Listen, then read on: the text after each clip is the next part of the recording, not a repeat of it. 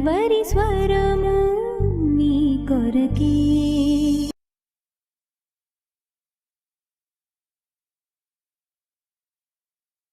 ఎబ్బేజు తల్లి అతనిని కనెను అని మాత్రమే కాకుండా అతని గురించి రాశాడు. అడుగుతున్నాను, ఈరోజు ఒకవేళ దేవుడు నీ గురించి చెప్పవలసి వస్తే మీ సంఘానికి చెప్పడానికి ఏమైనా ఉందా? ఎబ్బేజు కోరాడు, ప్రభువా నేను ఆశీర్వాదం పొందుకోవాలి. నువ్వు ఆశీర్వాదం పొందుకోవాలి అంటే మొదటిగా జరగాల్సినది తెలుసా? యేసయ్య హస్తాల్లో పడాలి. ఒక ప్రాంతంలో ఒక ధనవంతుడు ఉండేవాడు. ఆ ధనవంతుడు చచ్చిపోతూ వీలునామా రాసే చచ్చిపోయాడు. సహజమేగా, చచ్చిపోయే ముందు వీలునామా రాస్తారు. నా ఆస్తి నేను చనిపోయిన తర్వాత పలానా వాళ్లకు చెందుతుంది. అతనికి వెనక ఎవరు లేరు. పెద్ద భవనం, చుట్టూ పెద్ద తోట, పెద్ద గోడ, ఓ మహా ప్యాలెస్. చచ్చిపోతూ వీలునామా చచ్చిపోయాడు. ఆ వీలునామా చదివిన తర్వాత దాన్ని ఎవరికి ఇవ్వాలి? ఎవరికైతే దాన్ని రాశాడో వాళ్ళకే ఇవ్వాలి. ఎప్పుడూ కూడా కాంతులు వినుతూ ఉండేది. అద్భుతమైన ఆ లైటింగ్స్తో, చక్కని గార్డెన్తో అద్భుతంగా ఉండేటటువంటి ఆ బంగ్లా ఎవడికి రాశాడో తెలుసా? సాతానుగాడికంట. ఎవడికి రాశాడంట? ఇప్పుడు తనకున్న ఆస్తి అంతా సాతానుగాడికంట, దయ్యంగాడికి రాసేశాడు. ఇప్పుడు వాళ్ళు ఆ ఆస్తిని, ఆ బంగ్లాని, ఆ చుట్టూ ఉన్న తోటను ఎవరికి ఇవ్వాలి? వాళ్ళు దెయ్యానికి ఇవ్వాలి.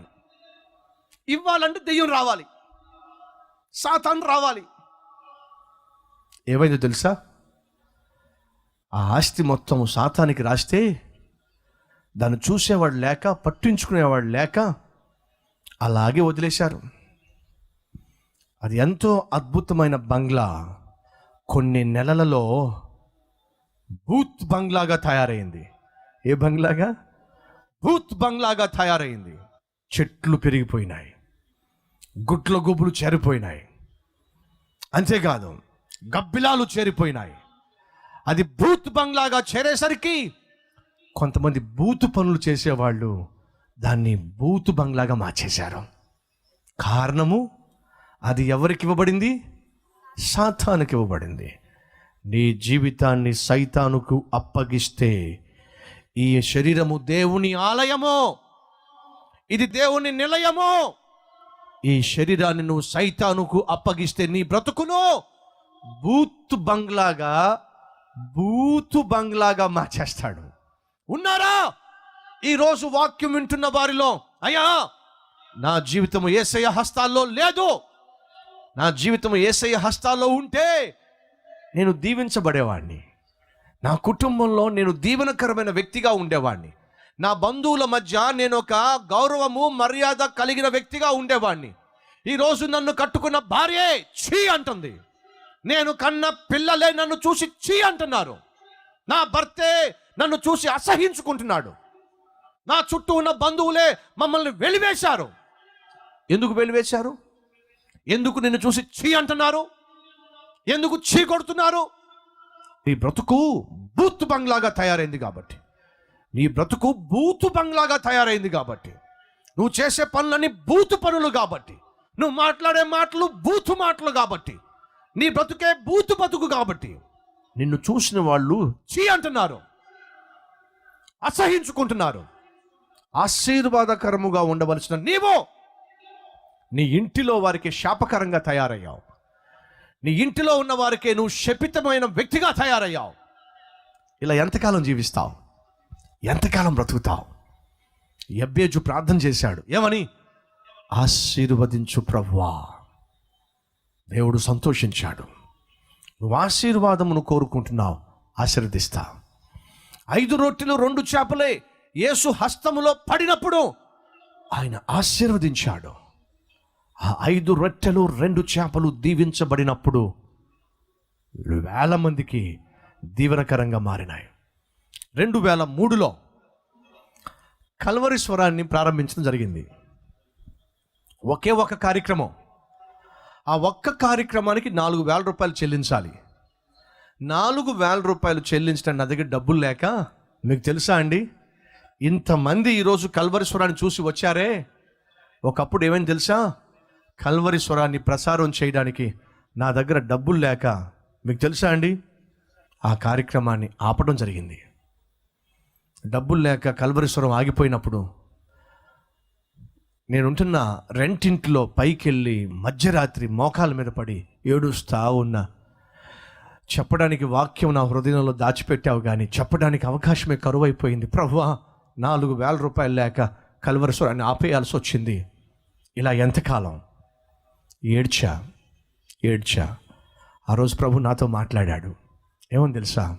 ఒక్క కార్యక్రమం కూడా కల్వరీశ్వరాన్ని ప్రసారం చేయడానికి డబ్బులు లేక ఏడుస్తున్నావు, కొంతకాలం అయిన తర్వాత మళ్ళీ వచ్చి ఏడుస్తావు అన్నాడు. ఇదేంటి ప్రభు, మళ్ళీ వచ్చి ఏడవడం? ఇప్పుడున్న ఏడుపు చాలదా? మళ్ళీ వచ్చి ఏడుస్తావు ఎందుకు ప్రభువా? ఇన్ని కార్యక్రమాలు నేను చేయలేకపోతున్నాను ప్రభువా, నా వల్ల కావట్లేదు ప్రభువా అని ఏడ్చే రోజు రాబోతుంది. అంతగా నేను దీవిస్తాను ప్రభు మాటిచ్చాను. మరలా కల్వరీశ్వరాన్ని బలపరిచే కృపనిచ్చాడు, మరలా ప్రసారం చేసే కృపనిచ్చాడు. ఆ ఒక్క కార్యక్రమమే 4గా, 40గా, 100గా, 150గా, ఇప్పుడు సుమారు 200 కార్యక్రమాలు భారతదేశంలోనే అత్యధికముగా ప్రసారం చేయబడుతున్న ప్రాంతీయ భాషా కార్యక్రమం, అత్యధికముగా ప్రజలు ప్రేమిస్తున్న కార్యక్రమం. కాకపోతే ఇంతమంది ఎందుకు వస్తారు చెప్పండి? 25 మందితో కల్వరి టెంపుల్ స్థాపించడం జరిగింది. 25 మంది. 2005లో 25 మంది. చిన్న సంఘం. మీలో 25 మంది కంటే పెద్ద సంఘమే మాది అన్నవారు చూపించండి. సంతకన్నా చిన్న సంఘం ఉందా? 2-3 సంఘం ఉందా? లేదుగా. 25 మందితో చిన్న సంఘం స్థాపించాను. ప్రభు చెప్పాడు స్థాపించమన్నాడు, స్థాపించా. నన్ను, ఆ చిన్న సంఘాన్ని ప్రభు చేతులకు అప్పగించి, ప్రభువా దీవించు నాయన, ఈ సంఘాన్ని దీవెనకరముగా మార్చు ప్రభువా, ఈ దీన సేవకుణ్ణి దీవించి దీవెనకరముగా మార్చు ప్రభువా, దీవెనకరంగా మార్చు ప్రభువా. తన చేతుల్లోనికి కల్వరి టెంపుల్ని దేవుడు తీసుకున్నాడు. ఈరోజు భారతదేశంలోనే అతి పెద్ద సంఘముగా 90,000 మంది కంటే ఎక్కువ కలిగిన సభ్యులు కలిగిన సంఘంగా, ప్రపంచంలోనే 3వ అతిపెద్ద సంఘముగా దేవుడు ఈరోజు 9 సంవత్సరాల్లో అంత పెద్ద సంఘాన్ని చేశాడు. ఎలా సాధ్యమైంది? దేవుని హస్తానికి సేవను అప్పగిస్తే, దేవుని హస్తానికి ఒక సేవకుడు తన్ను తాను అప్పగించుకుంటే, దేవుని హస్తానికి నిన్ను నీవు అప్పగించుకుంటే ఆ దేవుడు దీవించడానికి సిద్ధంగా ఉన్నాడు. ఇప్పటి వరకు నిన్ను నీవు సాతానుకు అప్పగించుకున్నావు. వాడు ఏం చేశాడో?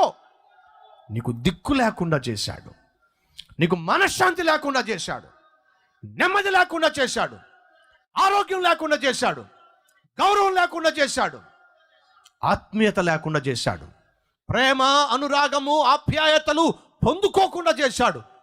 అందరూ ఉన్నప్పటికీ నిన్ను ఒంటరిని చేశాడు. దిక్కు మాలినవాడిగా నిన్ను మార్చేశాడు. సాతాను అదే చేస్తాడు. కానీ నీ జీవితాన్ని ప్రభువుకిస్తే, నా ప్రభువు నిన్ను దీవెనకరముగా మారుస్తాడు, ఆశీర్వాదకరముగా మారుస్తాడు, మాదిరికరముగా మారుస్తాడు, అనేక మందికి సవాలుకరముగా మారుస్తాడు. ఈరోజు ఎవరికి నీ జీవితాన్ని ఇవ్వాలని ఆశపడుతున్నావు? దేవునికా? 5 రొట్టెలు 2 చేపలు యేసయ్య హస్తాల్లో పడితే అన్ని వేల మందికి దీవెనకరంగా మారిందే. నీవు యేసయ్య హస్తాల్లో పడితే దేవుడు నిన్ను దీవించడా? నా వయసు 42 సంవత్సరాలు. 30 సంవత్సరాల క్రితము 12 సంవత్సరాల వయసులో అల్లరి చిల్లరిగా జీవిస్తున్న నేను క్రైస్తవ కుటుంబంలో పుట్టినటువంటి వాడిని కాదు. అటువంటి నేను 12 సంవత్సరాల వయసులో యేసే నిజమైన దేవుడని గ్రహించాను. ఎలా? 12 సంవత్సరాల వయసులో ప్రభు నన్ను కలిశాడు. 12 సంవత్సరాల వయసులో ప్రభు నా జీవితాన్ని తన చేతుల్లోకి తీసుకున్నాడు. 12 సంవత్సరాల చిరు ప్రాయములో యేసుకు నా జీవితాన్ని అప్పగించా. పాడైపోయిన జీవితము, పతనమైపోయిన జీవితము, నా తల్లి అనేక సందర్భాల్లో ఏడ్చింది. 12 సంవత్సరాల వయసులోనే సిగరెట్లు కాల్చడం మొదలుపెట్టా, తెలుసా మీకు?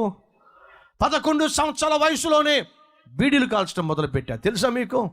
అంత చిన్న వయసులోనే పొద్దస్తమాను సినిమా హాల్లోకి వెళ్ళి సినిమా హాల్లో కూర్చునేవాడిని, తెలుసా మీకు? చదువు సంధ్య లేకుండా చిన్న ప్రాయంలోనే చెడిపోయి పాడైపోయి జీవిస్తున్నప్పుడు నా తల్లి ఏడ్చేది, కనక ఇలాంటి వాడిని కన్నానేంటని. అనేక సందర్భాల్లో నా తల్లి కన్నీరు కార్చేది, వీడు నా కడుపున చెడబుట్టాడు అని. అటువంటి చెడిపోయిన వాడిని, అటువంటి నేను ఒకరోజు యేసయ్య హస్తాల్లో పడ్డాను. యేసయ్య నన్ను తన చేతుల్లోకి తీసుకున్నాడు. ఎప్పుడైతే యేసు నా జీవితాన్ని తన చేతుల్లోకి తీసుకున్నాడో, ఎప్పుడైతే నా జీవితాన్ని యేసయ్య చేతికి అప్పగించానో, ఈరోజు మీ కళ్ళతో చూస్తున్నారు ఎంత అద్భుతమైన సేవ దేవుడు ఈ సేవకుడు ద్వారా జరిగిస్తున్నాడో. అది నా గొప్పతనము కాదు, నన్ను తన చేతుల్లోకి తీసుకున్న నా ప్రభు యొక్క గొప్పతనము. నా ప్రభువు పక్షపాతము కలవాడు కాదు. తన చేతికి ఎవరిని అప్పగించినా, యేసు చేతికి ఎవరు తన జీవితాన్ని అప్పగించుకున్నా, వారిని కనికరించటానికి, వారిని దీవించటానికి, వారి జీవితాలను నూతనపరచడానికి, ఆయన అద్భుతమైన ఆలోచనలు ప్రణాళికలు వారి జీవితంలో నెరవేర్చడానికి నా ప్రభువు సిద్ధంగా ఉన్నాడు. నువ్వు ఇప్పటి వరకు నీ జీవితాన్ని సైతానుకు అప్పగించి నీ జీవితం పాడు చేసుకున్నావు. దీవెనలకు ఆశీర్వాదాలకు దూరమై శాపకరమైన శపితమైన జీవితాన్ని జీవిస్తున్నావు. ఇలా ఎంతకాలం జీవిస్తావు? ఎంతకాలం బ్రతుకుతావు? యేసు తన చేతులు చాచి అడుగుతున్నాడు, అయ్యా, పాడైపోయిన నీ జీవితాన్ని నా చేతిలో పెట్టో, పతనమైపోయిన నీ జీవితాన్ని నా హస్తంలో పెట్టో, దీవెనకరంగా మారుస్తాను. ఈరోజు మనలో ఎవరైనా ఉన్నారా మీ జీవితాన్ని ప్రభువు చేతికి అప్పగించాలని? ఎవరైనా ఉన్నారా మీ బ్రతుకును యేసు హస్తాలకు అప్పగించి ఇప్పటి వరకు జీవిస్తున్నటువంటి పాపిష్టి జీవితాన్ని, పతనమైన జీవితాన్ని, పనికిరాని జీవితాన్ని పనికొచ్చే జీవితంగా, పరిశుద్ధమైన జీవితంగా, ఫలభరితమైన జీవితంగా మార్చుకోవాలి ఆశించే వాళ్ళు ఎవరైనా ఉన్నారా? యేసు ఈరోజు అదే అంటున్నాడు, నీ హృదయంలో నాకు చోటివ్వు. నీ పాత జీవితాన్ని, రోత జీవితాన్ని, అతుకుల బ్రతుకును పూర్తిగా తొలగిస్తా. నేను తలస్తున్నా, నేను ఊహిస్తున్నా, నేను ఆలోచిస్తున్నా అద్భుతమైనటువంటి జీవితాన్ని నీకు అనుగ్రహిస్తా.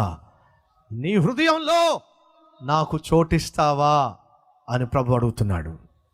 మనలో ఎంతమంది సిద్ధంగా ఉన్నారు మీ హృదయములో యేసుకు చోటు ఇవ్వడానికి, మీ జీవితములో యేసయ్య అడుగు పెట్టడానికి, చోటు ఇవ్వడానికి మనలో ఎంతమంది సిద్ధంగా ఉన్నారు? ఒక్కసారి ఆలోచించండి.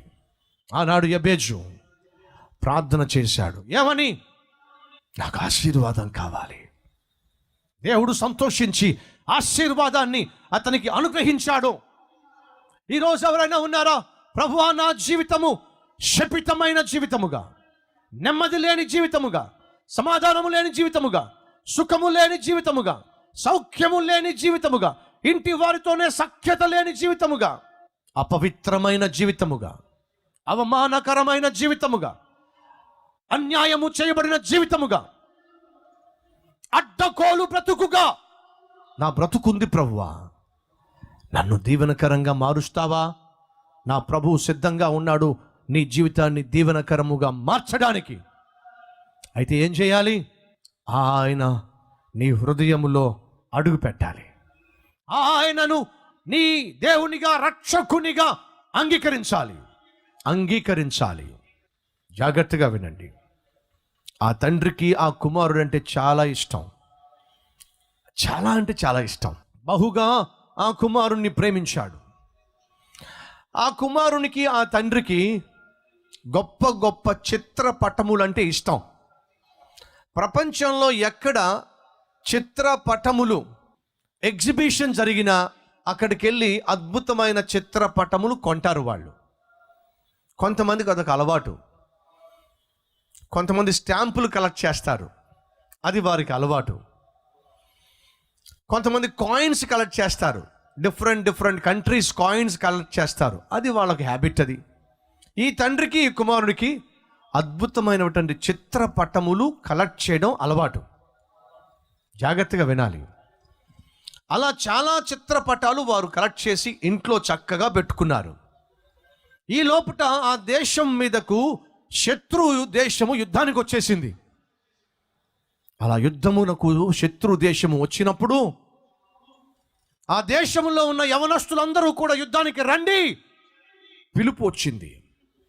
ఆ పిలుపును అందుకున్న ఆ ప్రియమైన కుమారుడు తన దేశ రక్షణ కొరకు దేశ ప్రజల క్షేమము కొరకు తండ్రిని విడిచిపెట్టి తన దేశాన్ని రక్షించుకోవడానికి యుద్ధ భూమిలోకి వెళ్ళాడు. ఆ తండ్రి ఎప్పుడు నా కుమారుడు తిరిగి వస్తాడా అని చెప్పి ఎదురు చూస్తూ ఉండేవాడు. ఒకరోజు టెలిగ్రామ్ వచ్చింది. నా కుమారుడు క్షేమంగా తిరిగి వస్తాడని చెప్పి ఆశించిన తండ్రికి ఒక టెలిగ్రామ్ వచ్చింది. ఆ టెలిగ్రామ్ చూస్తే తండ్రి గుండె ముక్కలైపోయింది. తండ్రి గుండె పగిలిపోయింది. దేశాన్ని రక్షించే ప్రయత్నములో నీ కుమారుడు చంపబడ్డాడు, నీ కుమారుడు చనిపోయాడు. తండ్రి కన్నీళ్లు మున్నీళ్ళ ఏడ్చాడు. అయ్యో, ప్రజలను రక్షించాలని, దేశాన్ని రక్షించాలని, దేశానికి క్షేమాన్ని ఇవ్వాలని నా ఏకైక కుమారుడు యుద్ధ వీరుడై, యుద్ధ శూరుడై దేశం కోసం ప్రాణం పెట్టాడే. ఒకవైపు గర్విస్తూనే మరోవైపు కన్నీళ్లు కార్చాడు. కొన్ని రోజులు గడిచినాయి. ఆ తండ్రి కూడా చనిపోయాడు. చనిపోతూ వీలునామా రాసి మరీ చనిపోయాడు. వీలునామా రాసి చనిపోయిన తర్వాత ఆ ఇంటి ఆస్తి పాస్తులు చూసేటటువంటి ఒక ఉన్నతమైన వ్యక్తి ఆ ఇంటిలో ఉన్నటువంటి చిత్రపటాలు బహు ఖరీదైనవి, ఆ బిల్డింగ్ బహు ఖరీదైంది, ఆ భవనము బహు ఖరీదైంది, ఆ ఆస్తి పాస్తులు బహు ఖరీదైనవి, ఆ భూములు బహు ఖరీదైనవి, ఆ ఇంట్లో ఉన్నటువంటి బంగారము వెండి బహు ఖరీదైనది. ఆ చిత్రపటాలన్నీ కూడా వేలపాట వేయబోతున్నామోహో అని చాటింపేశారు. అందరికీ తెలియచేశారు. చిత్రపటాలు వేలంపాటకు వచ్చేసినాయి. వేలంపాటు వేసేటటువంటి పెద్ద ఆయన ఈ తండ్రి బహుగా ప్రేమించిన కుమారుడున్నాడే, ఆ కుమారుని యొక్క పటం ముందుకు తీసుకొచ్చి అయ్యా, ఈ కుమారుణ్ణి ఎవరైనా, ఈ పటాన్ని ఎవరైనా కొనుక్కుంటారా అడిగాడు. వచ్చిన వాళ్ళందరూ చేయి చూపించి మాకు కావలసింది ఆ కుర్రవాడు పటం కాదయ్యా, ఆ కుర్రవాడు ఫోటో కాదయ్యా, మాకు కావలసింది ఆ కుర్రోడు కాదయ్యా, మాకు కావలసింది ఆ కుర్రవాడు, ఆ తండ్రి ప్రపంచవ్యాప్తంగా తిరిగి అద్భుతమైన చిత్రాలు కొన్నారే, ఆ చిత్రాలు మాకు కావాలి, వాటిని వేలంపాట వేయండి. అప్పుడు వేలంపాట వేసే వ్యక్తి అంటున్నాడు, మొదటిగా రూల్ ప్రకారము ఈ కుర్రవాడి యొక్క చిత్రపటమే వేలంపాట వేయాలి. ఆ తర్వాతే మిగిలింది ఏమైనా సరే, భవనము, బంగారము, వెండి, ఆస్తిపాస్తులు, అంతేకాదు ఈ చిత్రపటములన్నీ కూడా ఆ తర్వాతే వేలంపాటకు అర్హత పొందుకుంటాయి. వినండి, ఒక్కడు కూడా ఆ కుర్రవాణి యొక్క చిత్రపటాన్ని కొనుక్కోవడానికి ముందుకు రాలా. కానీ ఏం కావాలి? ఆ కుర్రవాడు, ఆ తండ్రి సంపాదించి పెట్టినవన్నీ కావాలి, కుర్రవాడు మాత్రం వద్దు. ఆ వేలంపాట వేసే వ్యక్తి అంటున్నాడు, అయ్యా, మీరు వచ్చింది ఈ కుర్రవాణి కొరకు, ఆ తండ్రి సంపాదించిన ఈ ఆస్తి అంతటిని వేలంపాటలో కొనుక్కోవడానికి వచ్చారు కదా, మరి ఈ కుర్రవాణి పటం కూడా కొనుక్కోవచ్చు. మాకెందుకయ్యా ఆ కుర్రవాడు, తీసి పక్కన పెట్టు. సరే, మీరు 10 లక్షలు, ₹1,00,000 ఇవ్వడం కష్టమైతే ఒక ₹100 ఇచ్చి ఈ కుర్రవాడి పటాన్ని కొనుక్కుంటారా? అందరూ అంటున్నారు, ₹10 సరే, ఆ కుర్రవాడు మాకొద్దు. ఆ మాట విన్నటువంటి ఆ ఇంట్లో ఎంతో కాలంగా పనిచేసినటువంటి పని మనిషి గుండె పగిలిపోయింది. అయ్యో, ఆ కుమారుడు ఎంతో ప్రేమించి కొనుక్కున్న చిత్రపటాలు, ఆ తండ్రి ఎంతో ప్రేమించి సంపాదించిన ఈ ఆస్తిపాస్తులు కావాలని కోరుకుంటున్నారు, కానీ ఆ కుర్రవాడిని కోరుకోవట్లేదే, 10 రూపాయలు కూడా ఎవరు కోరుకోవట్లేదే అని ఏడ్చుకుంటూ ఏడ్చుకుంటూ ఆ పని మనిషి ముందుకు వచ్చింది. వచ్చాక మాట అంది, అయ్యా, కోట్ల కోట్ల రూపాయలకు వారసుడైనా ఈ కుర్రవాడిని 10 రూపాయలకు కూడా కొనుక్కోలేరా మీరు? మాకు అవసరంలా. సరే, మీకు అవసరం లేకపోయాడులే, ఆ కుర్రవాడిని నేను కొనుక్కుంటా, ఈ ముద్దుల కుమారుణ్ణి నేను కొనుక్కుంటా అని చెప్పి తన కొంగుకున్న కట్టబడిన 10 రూపాయలు, ముడత పడిపోయిన 10 రూపాయలు తీసి వేలం పాట వేసే వ్యక్తికి ఇచ్చి, అయ్యా, ఈ కుర్రవాడు నాకు కావాలి, నేను పట్టుకెళ్తా. 10 రూపాయలు ఇచ్చి ఆ కుర్రవాడిని గుండెలకు హత్తుకొని ఆ పని మనిషి నెమ్మది నడుచుకుంటూ వెళ్తుంది. నడుచుకుంటూ వెళ్తున్న సమయంలో వేలం పాట వేసేటటువంటి వ్యక్తి ఒక మాట అన్నాడు, వేలం పాట, ఈ భవనము, బంగారము, ఆస్తిపాస్తులు, చిత్రములు సంబంధించిన వేలం పాట ముగిసిపోయింది, ఇంక అందరూ వెళ్ళొచ్చు. అందరూ ఒక్కసారి గొల్లుమన్నారు. అదేమిటి, కోట్ల రూపాయలు ఖరీదు చేసే చిత్రపటాలున్నాయి, కోట్ల రూపాయలు ఖరీదు చేసే భవనం ఉంది, ఆస్తిపాస్తులు ఉన్నాయి, బంగారం ఉంది, వెండి ఉంది, ఏది కూడా వేలం పాట వేయకుండా అయిపోయిందంటావేమిటి? వేలం పాట వేసే వ్యక్తి ఒక మాట అన్నాడు, ఏంటో తెలుసా, ఈ ఆస్తి అంతటికీ అధికారి అయినటువంటి తండ్రి చనిపోతూ వీలునామా రాశాడు. ఏమని తెలుసా, ఎవరైతే నా కుమారుణ్ణి కోరుకుంటారో అతనికే ఈ సర్వదాస్తి కూడా అతనికి ఉచితంగా ఇచ్చేసేయండి అని రాసేశాడు. ఈ పని మనిషి కుమారుణ్ణి కోరుకుంది, ఆ పని మనిషికే ఆ కుమారుని ఆస్తి అంతా కూడా అప్పగించబడుతుంది. మీకు కుమారుడు అవసరం లేదు, కుమారుడు యొక్క ఆస్తి కావాలి, మీకెవ్వరికి కూడా 1 రూపాయి ఆస్తి కూడా దక్కదు, పండి బయటికి.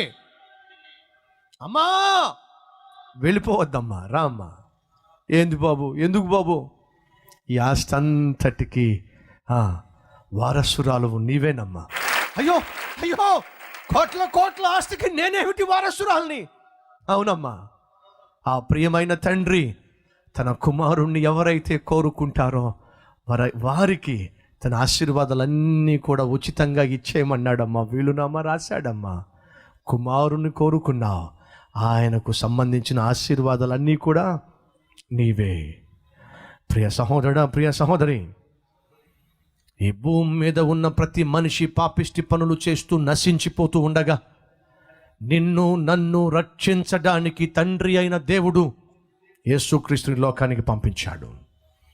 నిన్ను నన్ను రక్షించే ప్రయత్నములో ఆ ప్రభు అయిన యేసు సిలువలో తన ప్రాణాన్ని పోగొట్టుకున్నాడు. అలా సిలువలో ప్రాణం పోగొట్టుకున్న ఆ క్రీస్తును ఎవరైతే అంగీకరిస్తారో వారికి సకల దీవెనలు, సకల ఐశ్వర్యము, సకల ఆశీర్వాదము ఇహమందును పరమందును అనుగ్రహించటానికి తండ్రి నిశ్చయించాడు, పరమ తండ్రి నిశ్చయించాడు. ఉన్నారా ఈరోజు? ఆ తండ్రి కుమారుడైన, ప్రియ కుమారుడైన యేసు క్రీస్తును మనస్ఫూర్తిగా కోరుకునేవాళ్ళు. ఎబ్బేజు కోరాడు, యెహోవా నాకు దీవెన కావాలి. ఈరోజు ప్రతి ఒక్కరికి ఆశ ఉంది, నా జీవితము దీవించబడాలి. ఇప్పటి వరకు నా జీవితము దీవెన లేకుండా, ఆశీర్వాదం లేకుండా, ఎంత కష్టపడుతున్నా, ఎంత ప్రయాసపడుతున్నా, ఎన్ని ఉద్యోగాలు చేస్తున్నా, ఎన్ని వ్యాపారాలు చేస్తున్నా, ఎక్కడెక్కడ పెట్టుబడి పెట్టినా పైసా మిగలడం లేదు. దీవెన లేకుండా, ఆశీర్వాదం లేకుండా జీవిస్తున్న సహోదరుడా, సహోదరి, నీ జీవితానికి ఒక అర్థం ఇవ్వాలని, నీ బ్రతుకుకు ఒక అర్థాన్ని ఇవ్వాలని, నిన్ను పరిశుద్ధునిగా తీర్చాలని, నిన్ను ఆశీర్వదించాలని, ఆశీర్వాదానికి కారకుడిగా చేయాలని దేవుడు ఆశిస్తున్నాడు. అయితే ఏం చేయాలి? నీ జీవితాన్ని తీసుకుని వెళ్ళి యేసయ్య హస్తంలో పెట్టు. 5 రొట్టెలు 2 చేపలు యేసయ్య హస్తంలో పడినాయి. యేసయ్య దీవించాడు. ఈరోజు నా జీవితము ఈ విధముగా ఇంతమందికి ఆశీర్వాదకరంగా మారిందంటే కారణం తెలుసా? నాలో ఏ ప్రత్యేకత లేదు, నా ప్రభు చేతిలో పడ్డాను కాబట్టే ఈరోజు ఎంత దీవెనకరముగా నా జీవితాన్ని ప్రభు మార్చాడు. నిన్ను నాకంటే గొప్ప దీవెనకరమైన వ్యక్తిగా మార్చడానికి నా ప్రభు సిద్ధముగా ఉన్నాడు. సైతానుకు నీ భవిష్యత్తు రాసిస్తావో లేదా యేసు క్రీస్తుకు నీ జీవితాన్ని అంకితం చేస్తావో ఈరోజు నువ్వు తీసుకునే తీర్మానం మీద ఆధారపడి ఉంది. Let us pray. ప్రార్థన చేద్దాం. ప్రతి ఒక్కరు తలలు వంచండి.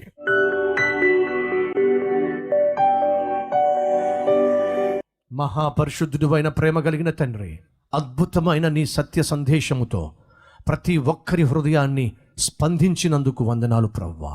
సంధించినందుకు స్తోత్రాలు నాయన. మేము దీవెనకరముగా జీవించాలి, దీవించబడాలి. అలా అంటే మేము నీ చేతుల్లో పడాలి.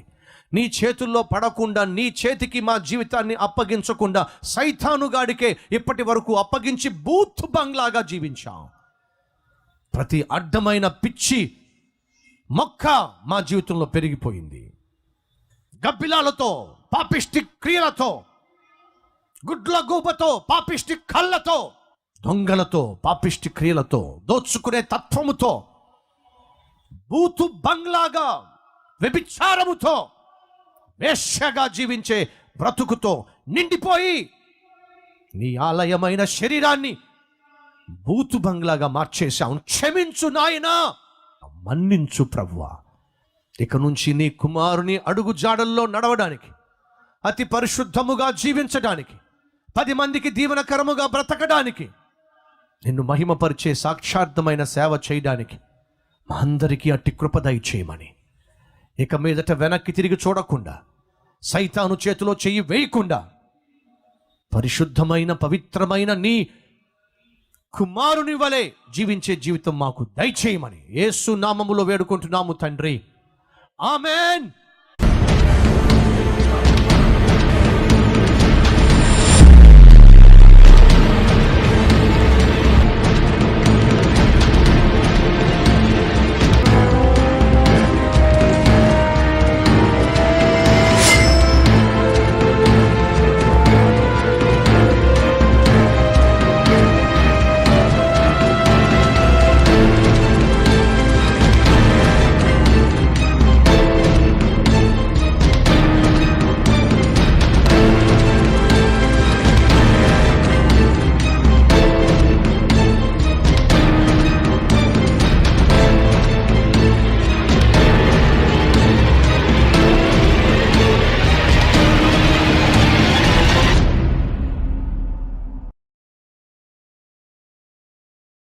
క్రైస్తవ చరిత్రలో మొట్టమొదటిసారిగా ఆసియాలో మిక్కిలి పెద్ద సంఘముగా హైదరాబాద్ నగరమందు కల్వరీ టెంపుల్ నడపబడుచున్నది.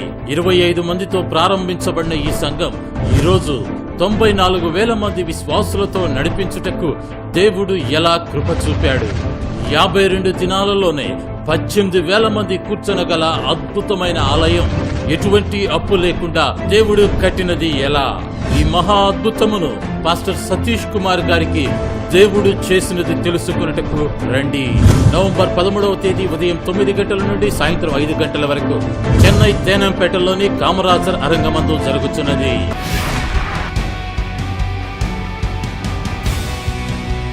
రిజిస్ట్రేషన్ కొరకు 09600126641 మరియు 0988412197. మా address Calvary, post box number 30, Kukatpally, Hyderabad 72.